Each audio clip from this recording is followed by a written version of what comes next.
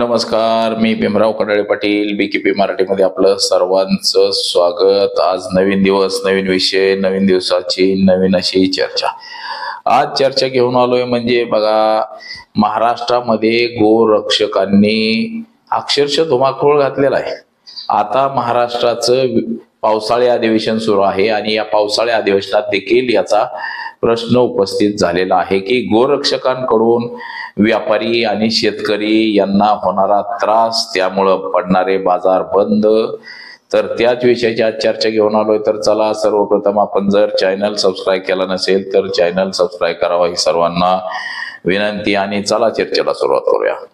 बघा, महाराष्ट्रामध्ये गोरक्षक असावं, गायीचे जे संगोपालन आहे ते असावं, ज्याच्या त्याच्या श्रद्धेचा भाग असतो, अंधश्रद्धेचा भाग असतो। परंतु हे गोरक्षकाच्या नावाखाली जी गुंडगिरी, गुन्हेगारीकरण, खंडणीखोरी हे जी चाललेली आहे ही थांबली पाहिजे, म्हणून महाराष्ट्रातल्या शेतकऱ्यांचा आक्रोश आहे आणि माननीय देवेंद्र फडणवीस यांच्यापर्यंत हा आवाज शेतकऱ्यांचा पोहोचला पाहिजे। सध्या पावसाळी अधिवेशन सुरू आहे आणि या अधिवेशनात देखील हा प्रश्न उपस्थित झालेला आहे की गोरक्षकांची जी दादागिरी आहे, गोरक्षकांची जी खंडणीखोरी आहे, याला लगाम लागला पाहिजे। याच्यासाठी या गोरक्षकांवरती मोक्याअंतर्गत कारवाई झाली पाहिजे, अशी देखील चर्चा आता सध्या सुरू झालेली आहे। बघा, गोरक्षकाच्या नावाखाली हातात दांडे, काट्या, कुऱ्हाडी, तलवारी घ्यायच्या आणि बाजाराच्या दिशेने येणाऱ्या रस्त्यावरती थांबायचं, त्या रस्त्यावरती येणारी वाहनं अडवायची, त्या वाहनवाल्यांना धमकी द्यायची, शेतकऱ्याला धमकी द्यायची, जीवे मारण्याची धमकी द्यायची, असा नाही ऐकला तर गाडीच्या काचा फोडायच्या, त्या माणसाला काठीनं दांड्यानं बेदम मारहाण करायची, दहशत निर्माण करायची आणि त्यांच्या खिशातले पैसे काढून घ्यायचे। जर व्यापारी असेल तर त्याचे पैसे घ्यायचे काढून आणि त्याला पुन्हा महिन्याला हप्ता बी ठरवून घ्यायचा त्याचा। अशा पद्धतीचा गोरखधंदा हा सध्या गोरक्षकांचा सुरू आहे आणि याला पोलिसही कारणीभूत आहेत तेवढेच। तसेच अशा गोष्टींना पोलिसांनी जर वेळेत कारवाई केली, मोक्याअंतर्गत जर कारवाई केली असती तर असे प्रकार घडले नसते। आता ते पण मायबाप बिचारे काय करणार, पोलीस बी हुकमाचे ताबेदार झालेले आहेत। पोलिसांनी एखाद्या 4-2 गोरक्षकांना पकडलं की कुठल्या तरी हिंदुत्ववादी नेत्याचा, जे स्वयंघोषित हिंदुत्ववादी नेते असतात, स्वतःला हिंदूंचं रक्षण करणारे हिंदू रक्षक म्हणतात, परंतु हेच नेते खरे भक्षक असतात। या अशा नेत्यांचा फोन येतो आणि त्यांना सांगितलं जातं की आता हिंदूचं सरकार आहे, हिंदूच्या सरकारमध्ये हिंदू लोकांना त्रास द्यायचा नाही, हे खंडणीखोर आहेत, लोकांना मारहाण करतात, ते आमचे लोक आहेत, अशा लोकांना अजिबात तुम्ही त्रास द्यायचा नाही।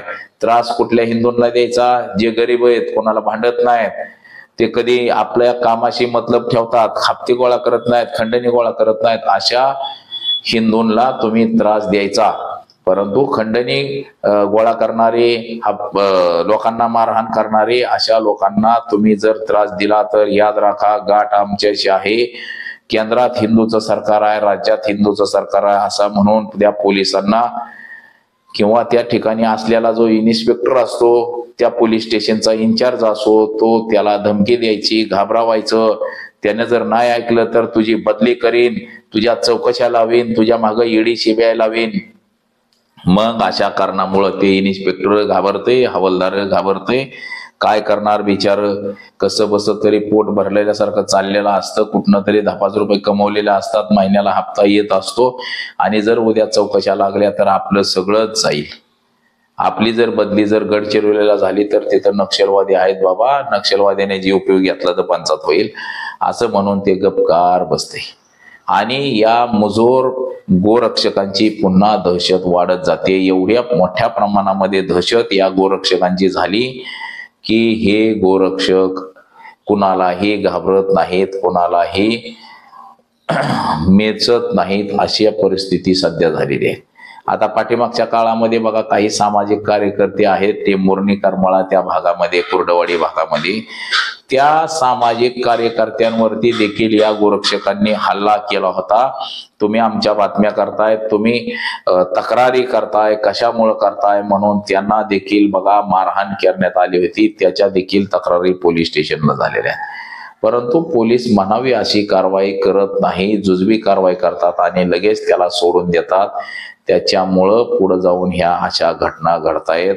तर त्या गोरक्षकांवरती, खंडणीखोर गोरक्षकांवरती मोक्या अंतर्गतच कारवाई केली पाहिजे, तरच बघा हे सगळं थांबेल असं शेतकऱ्यांना आता सध्या तरी वाटू लागलेलं आहे.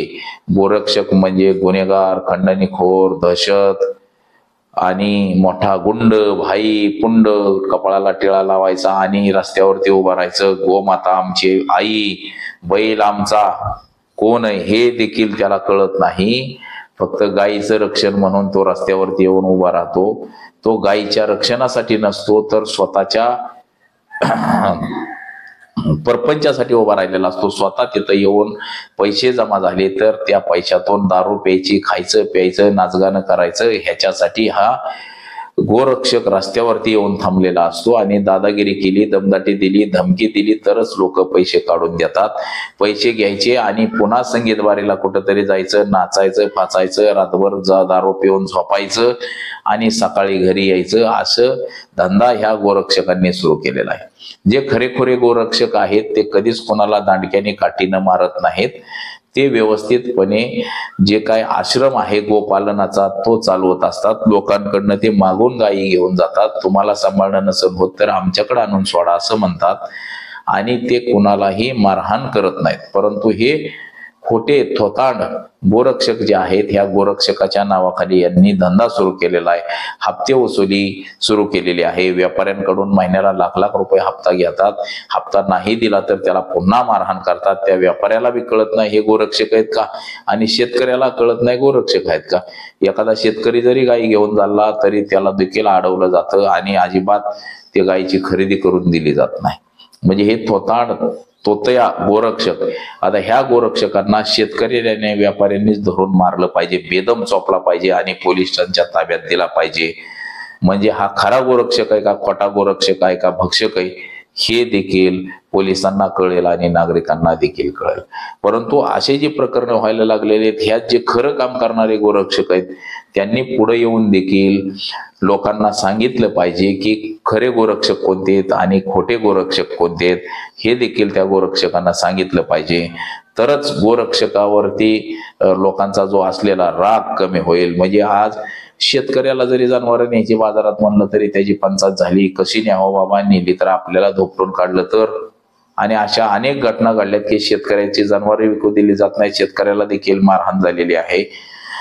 तर अशा विविध घटना घडलेल्या आहेत. तर याच्याकडे आता देवेंद्र फडणवीस यांनी देखील लक्ष देणं गरजेचं आहे. आणि ह्या अशा थोतांड गोरक्षकावरती खंडणी नव्हे तर मोक्या अंतर्गत कारवाई करणं सध्या तरी गरजेचं बनलेलं आहे.